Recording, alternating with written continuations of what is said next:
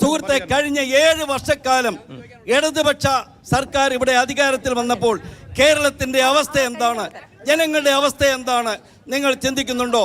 ഇവിടുത്തെ കാർഷിക മേഖലയിലെ എന്തൊക്കെയാണ് അവസ്ഥ, അതേപോലെ തന്നെ പൊതുമേഖലയിൽ, അതായത് ഇവിടുത്തെ നമ്മൾ പറയുമ്പോൾ ഭക്ഷ്യ സംരക്ഷണത്തെ സംബന്ധിച്ച് എന്താണ് വ്യവസ്ഥ, ഓരോന്നിനെ കുറിച്ചും താങ്കൾ അത് വിശദമായിട്ടൊന്ന് പറയണം. കഴിഞ്ഞ 7 വർഷക്കാലം മുമ്പ് പിണറായി വിജയൻ ഗവൺമെന്റ് വരുന്നതിന് മുമ്പ് 600 രൂപയുടെ സാമൂഹ്യ പെൻഷൻ 26 മാസക്കാലം കുടിശ്ശിക ഉണ്ടായിരുന്നു. നാഷണൽ ഹൈവേ വികസനം മുടങ്ങിക്കിടക്കുകയായിരുന്നു. ഗെയിൽ പൈപ്പ് പദ്ധതി വലിയ പ്രശ്നമായിരുന്നു.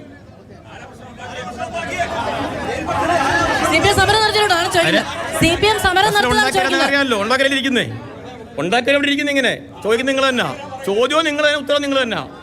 അപ്പൊ അതെല്ലാം പരിഹരിക്കപ്പെടണമെന്ന് ഉദ്ദേശം അടിച്ചാൽ വന്നതിന് ശേഷം നടന്ന കാര്യങ്ങളെക്കുറിച്ച് പറയാൻ പോയാൽ, ഒന്ന്, പെൻഷൻ 600 ഉണ്ടായിരുന്നത് 1600 വർദ്ധിപ്പിച്ചു. ഇതുവരെ നിങ്ങൾക്ക് വേറെ കാര്യമാണ്, നിങ്ങൾ രാജ്യം പറയാൻ നിൽക്കുക.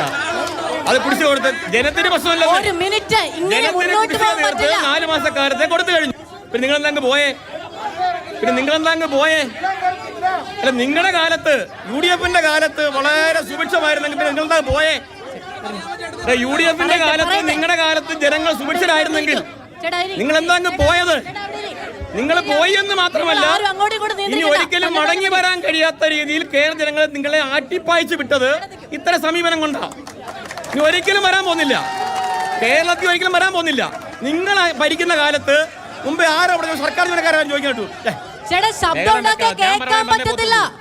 മുമ്പ് സർക്കാർ ജീവനക്കാരെ ചോദിക്കട്ടു കേട്ടോ മാധു, സർക്കാർ ജീവനക്കാരെ ഇവിടെ ചോദിച്ചു. സെക്രട്ടേറിയറ്റ് അടച്ചിട്ട ഭരണമാണ് നിങ്ങളത്. ഏതാ ഭരണസിരാ കേന്ദ്രമായ സെക്രട്ടേറിയറ്റ് അടച്ചിട്ട ഭരണമാണ് നിങ്ങളത്. സർക്കാർ ഓഫീസ് അടഞ്ഞു കിടന്നാൽ പ്രശ്നമൊന്നുമില്ല എന്ന് പറഞ്ഞ നേതാവിന്റെ പേര് ഇപ്പോഴും ജീവനുള്ള AK ആന്റണി. മരിച്ചു പറഞ്ഞ ശരിയല്ലല്ലോ. ആഫീസ് അടച്ചിട്ടു, സർക്കാർ ജീവനക്കാരന് പണം കൊടുക്കുന്നത് കൊണ്ടാണ് കേരളം മുന്നോട്ട് പോകുന്ന പ്രഖ്യാപിക്കുന്നതിന്റെ പേരാണ് AK ആന്റണി.